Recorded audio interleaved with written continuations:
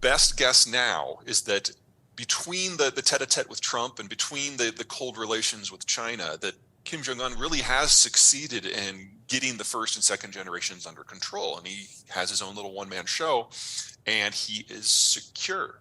And if you'll notice, a lot of the threats have died down in the last couple of years. And my favorite little bit is earlier this year, while the Ukraine war is raging, they started acting up again. And Secretary of State Blinken said, fine, we'll come to North Korea. We'll talk about whatever you want, no preconditions.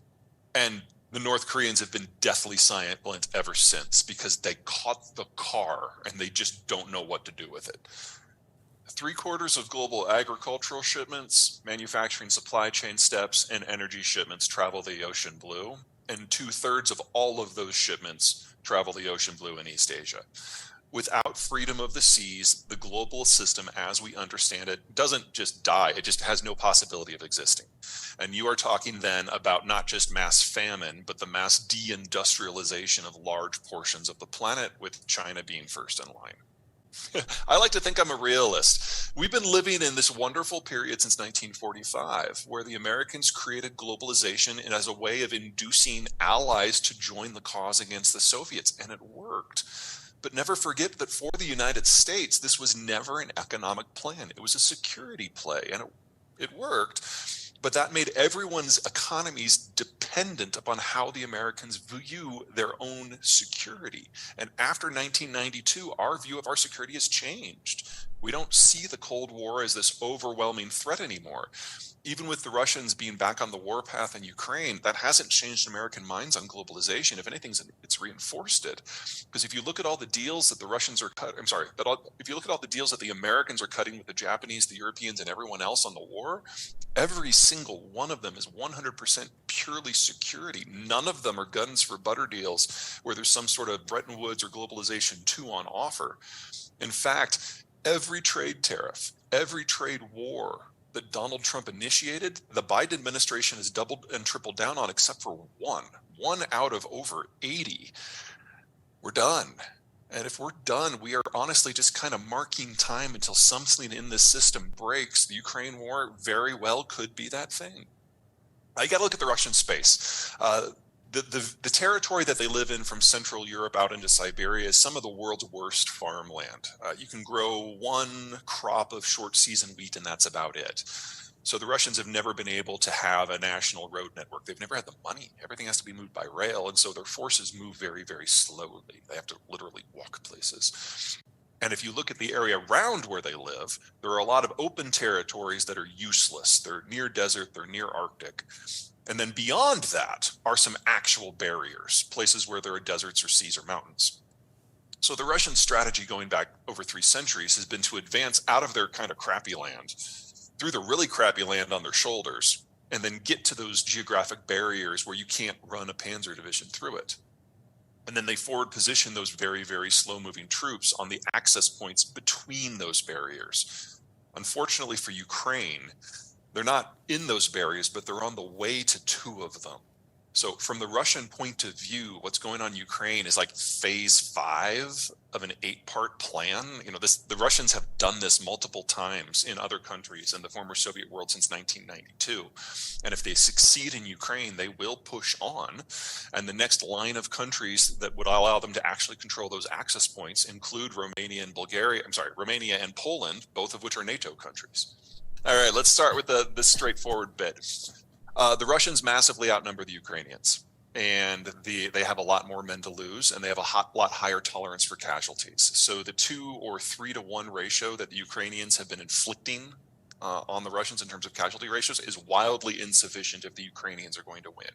They need to achieve a series of mass fatality events that kills at least minimum 500,000 Russian troops in a very short period of time. That is very difficult to do.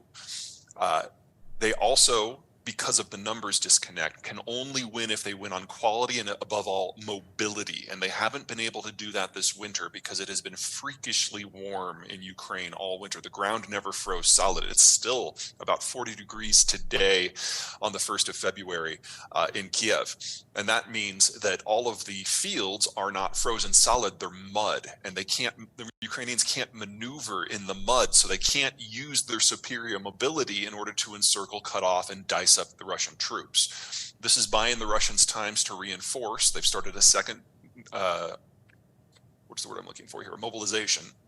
And by the time we get to May 1, which will be spring and mud season will be over, the Ukrainians will have more troops with more training and better equipment, but the Russians will have thrown an extra 500,000 men into the fight.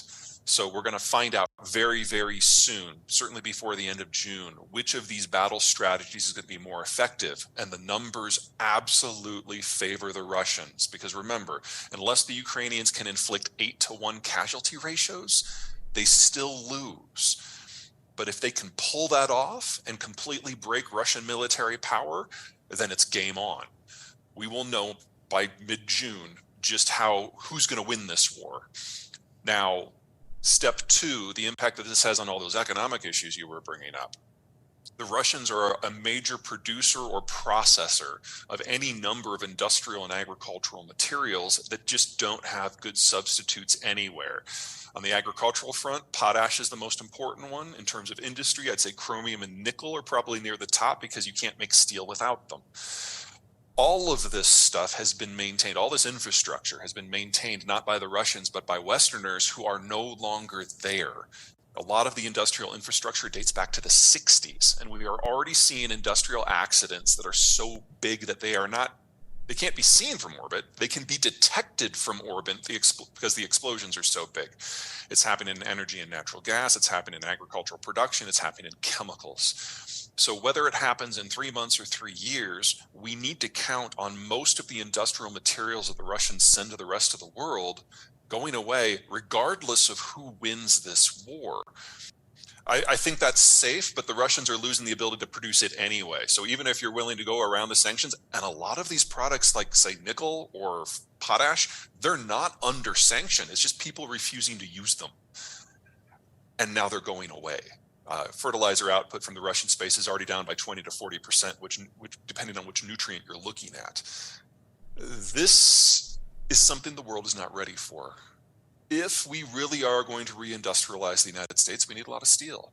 If we are really going to electrify everything, we need 4 times as much nickel and 10 times as much lithium. We can't do that normally. We've never, as a species, been able to double the volume of any material that we were already had in use within a decade, and we have to do it for 14 things for the Green Everything program. And we're going to now do it without the Russians. So we are looking at significant corporate breaks in terms of the supply for a lot of basic materials. The ones I'm most concerned about by far are those fertilizer materials. We were very lucky in 2022. Farmers the world over had great weather, and everyone had a backup fertilizer supply in their back pocket. That's gone. And Mother Nature is never that nice 2 years in a row. So this is probably the beginning of a significant year of food shortages on top of the industrial shortages. And on day 7, all the soldiers walked back to Belarus because they also forgot food. Everyone I know in NATO kind of came to the same conclusion, that the Russians don't know how to fight. It's not that they've forgotten the lessons of the Soviet period. They've forgotten the lessons of the Tsar. They're almost starting from scratch. And if you put NATO up against the Russians directly, you're going to get 1,000-to-1 casualty ratios. And that made no one happy. Because if the Russians can win in Ukraine, we know they're coming for Poland and Estonia and Latvia and Lithuania. But if we get that, if Ukraine loses and we get that head-to-head Russian-NATO fight, we know we will wipe the floor with them.